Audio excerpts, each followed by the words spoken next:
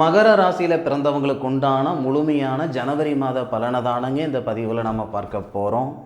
ஜனவரி மாதத்தில் கோட்சார ரீதியாக வரக்கூடிய கிரக அமைப்புகளால் இந்த பிரபஞ்சம் மகர ராசியில் பிறந்தவங்களுக்கு எந்த மாதிரியான மாற்றங்களை தரப்போகுதுன்றது பற்றி தானுங்க ஆதாரபூர்வமாக வேதகால முறையில் துல்லியமாக இந்த பதிவில் நம்ம பார்க்க போகிறோம். எந்த அடிப்படையில் இந்த பலனை நான் சொல்கிறேன்றதை நீங்களும் தெரிஞ்சுக்கிடணுன்றதுக்காக தான் இந்த ஏற்பாடு செய்திருக்கிறேனுங்க. மகர ராசினா மகர ராசியாதிபதினு சொல்லக்கூடிய கிரகம் சனி பகவான். மகர ராசியாதிபதி சனி பகவான் ஜனவரி மாதம் 1ஆம் தேதியே உங்களுடைய ராசியிலிருந்து 3வது பாவகம் சகோதர ஸ்தானத்தில் தைரிய ஸ்தானத்தில் புரட்டாதி நட்சத்திரம் சொல்லக்கூடிய குபேரர் அவதரித்த நட்சத்திரத்தில் இருந்து உங்களுடைய ராசிக்கு 5வது பாவகத்தை பார்க்கிறார். 5வது பாவகத்துக்கு அதிபதி சுக்கிரனையும் பார்க்கிறார். பொதுவாக எல்லா கிரகங்களுக்கும் 12வது பாவகம் மறைவு ஸ்தானம். ஆனால் இந்த சுக்கிரனுக்கு மட்டும் 12வது பாவகம் மறைவு ஸ்தானம் கிடையாது.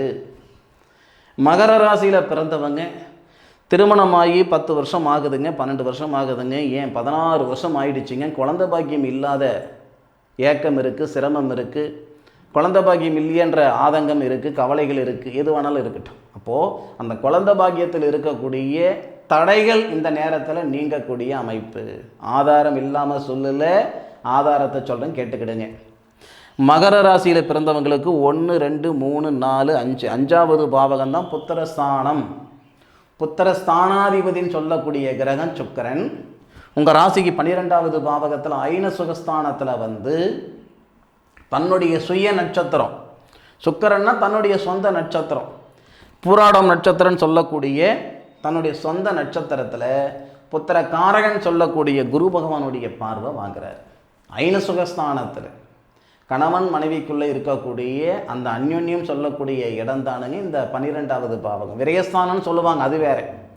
அப்போது திருமணகாரகன் சொல்லக்கூடிய ஒரு கிரகம் உங்களுடைய ராசிக்கு 12வது பாவகத்தில் குரு பகவானுடைய பார்வையில், குரு பகவானுடைய வீட்டில் உங்கள் ராசியாதிபதினு சொல்லக்கூடிய சனி பகவானுடைய பார்வை உங்கள் ராசிக்கு 2வது பாவகத்துக்கு அதிபதி சனி பகவான், குடும்பஸ்தானாதிபதி அவர் தானே.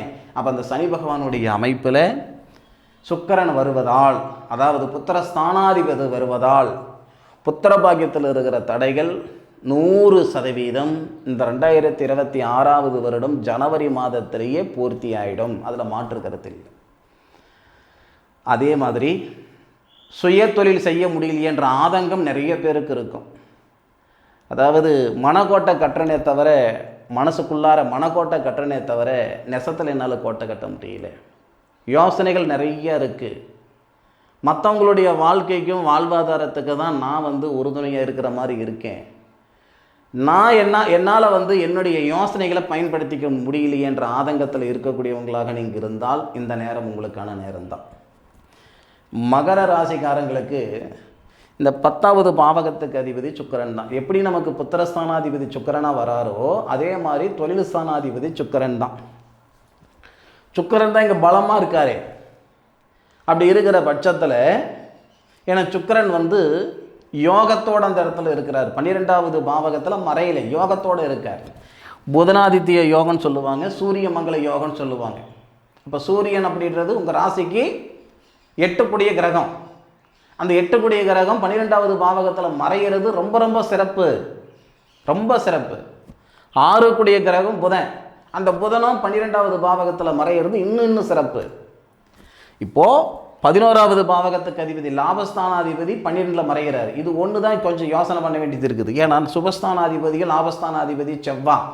அப்போ 12வது பாவகத்தில் மறையும் பொழுது விரைய செலவுகள் தரதான் செய்யும். 100 ரூபாய் சம்பாதிக்கிறீங்கன்னா 100 ரூபாய் செலவு, 10,000 ரூபாய் சம்பாதிக்கிறீங்கன்னா 10,000 ரூபாய் செலவு. சரி, இதெல்லாம் ஒரு புறம் இருக்கட்டும். அத்தியாவசியம் என்னவோ அதை நீங்கள் செஞ்சுக்குவீங்க. செலவு வருது அப்படின்றது ஒரு புறம் இருந்தாலும் அத்தியாவசியமாக ஒரு பொருள் தேவை, ஒரு விஷயம் பண்ணணும், அது கூட பண்ண முடியாமல் நிறைய பேர் இருக்க தானே செய்கிறாங்க. 15 வருஷமாக நான் வாடகை வீட்டில் இருந்துக்கிட்டு இருக்கிறேன் சார், 10 வருஷமாக நான் ஒரு வாடகைக்கு தான் ஒரு கார் எடுத்துகிட்டு போயிட்டுருக்கிறேன், வந்துக்கிட்டு இருக்கிறேன்.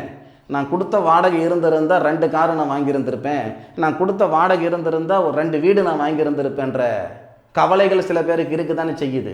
அப்போது இந்த சூழ்நிலையில் உங்களுக்கு அத்தியாவசியமான ஒரு செயல் இருக்கும் இல்லைங்களா, ஒரு பொருள் இருக்கும் இல்லைங்களா, அதெல்லாம் நீங்கள் வாங்கிக்கலாம். அதுக்கான வாய்ப்புகள் உண்டு. சுபஸ்தானாதிபதினு சொல்லக்கூடியவர் செவ்வாய், லாபஸ்தானாதிபதினு சொல்லக்கூடியவர் செவ்வாய் சூரியனுடன் சேர்ந்து சூரிய மங்கள யோகம் ஆகிறாரு. குருவுடைய பார்வை பார்க்கறதுனால குருமங்கள யோகம் ஆகிறாரு.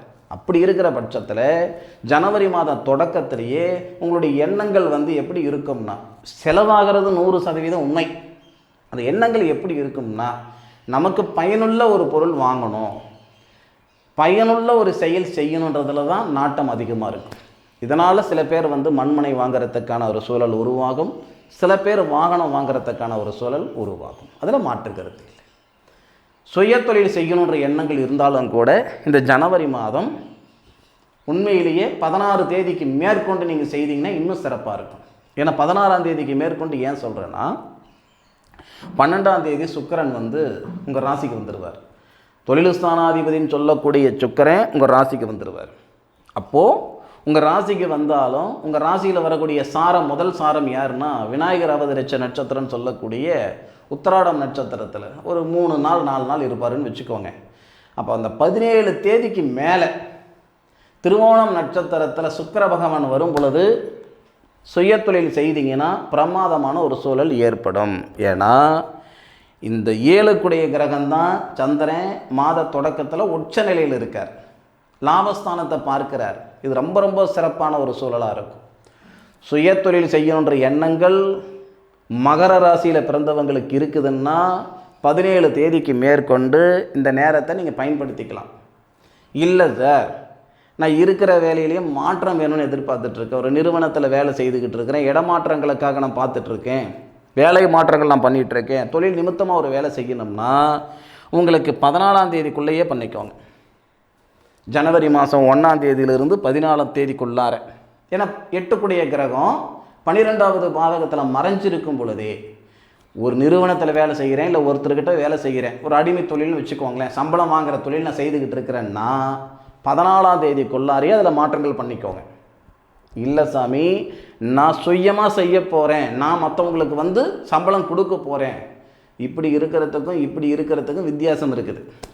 இப்போது அதுக்கான ஒரு சூழல் அப்படின்றது 17ஆம் தேதிக்கு மேற்கொண்டு. நல்லா புரிஞ்சுக்கோங்க. ராசி ஒன்று தான், மகர ராசி இல்லையா? மகர ராசிக்காரங்க தொழில் நிமித்தமாக இந்த மாதத்தில் 2 விஷயங்கள் பண்ணலாம். 17 தேதி 12 தேதிக்குள்ளார ஒன்று, 14ஆம் தேதிக்குள்ளார ஒன்று, 17 தேதிக்கு மேலே ஒன்று, ரெண்டுமே தொழில் தான். சுய தொழில், அடுத்தவங்ககிட்ட வேலை செய்கிற தொழில், அது பார்த்துக்குவாங்க.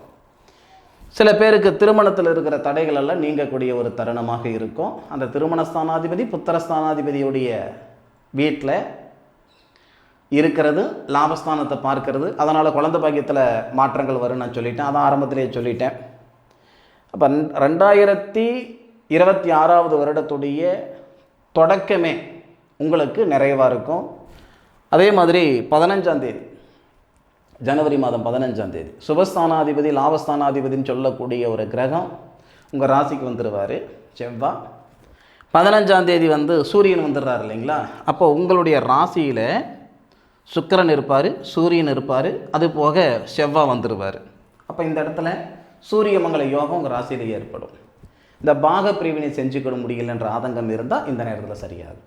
அதாவது 14ஆம் தேதியிலிருந்து அப்பா வாங்கின ஒரு மண்மனை இருக்குங்க, அதில் சிக்கல் இருக்குது, அண்ணன் தம்பிகளுக்குள்ள எங்களை பிரிச்சுக்க முடியல, இல்லை தாத்தா வாங்கின சொத்து பத்து எங்கள் அப்பா சித்தப்பா அவங்களால பிரிச்சுக்கிட முடியல, இந்த மண்மனை சார்ந்த விஷயங்களில் சரி செஞ்சுக்கிறதுக்கான நேரத்தையும் இந்த பிரபஞ்சம் கொடுக்கும். எப்போ சார் கொடுக்க போகுதுன்னா 14ஆம் தேதி சூரியன் ஒருவர், ஆனால் செவ்வாய் வந்தால் தான்.